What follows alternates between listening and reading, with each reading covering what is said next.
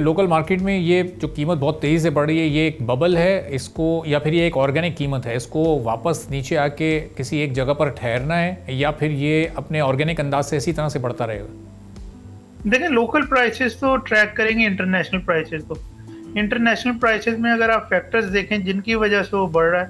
तो उसमें अगर कोई फैक्टर अभी लग नहीं रहा कि इंटरेस्ट रेट वो आगे फेड मजीद कट करेगा। अनसर्टेनिटी में जैसे जैसे आपका टैरिफ के ऊपर आपको स्ट्रिक्टनेस होती जाएगी कि थर्ड कंट्री से भी आप राउट नहीं कर सकते, तो उसके ऊपर फिर मिडल ईस्ट का क्राइसिस है,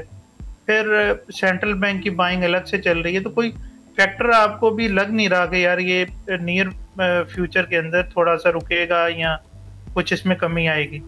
तो फिर आपके पास दूसरे एवेन्यूज भी नहीं है अगर ग्लोबल इन्वेस्टर्स की बात करें, तो इसीलिए हम देख रहे हैं कि ग्लोबल जो गोल्ड बैक्ड ETFs हैं उसके अंदर ज़्यादा इन्फ्लोज आ रहे हैं। तो जब तक अपॉर्चुनिटी नहीं मिलेगी, क्योंकि हर तरफ अनसर्टेनिटी है, स्टॉक्स ऑल टाइम हाई पे हैं,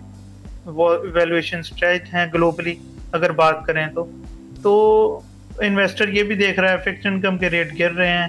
तो फिर उसके पास एवेन्यूज कम बचते हैं, तो फिर गोल्ड ही उसके पास एवेन्यू बन रहा है, तो जिसकी वजह से गोल्ड में एक आपको रोबस्ट रैली नजर आ रही है ग्लोबली, और उसकी रिफ्लेक्शन लोकल प्राइसेस में आपको आती है। सब्सक्राइब करें और बेल दबाएं ताकि कोई खबर रह न जाए।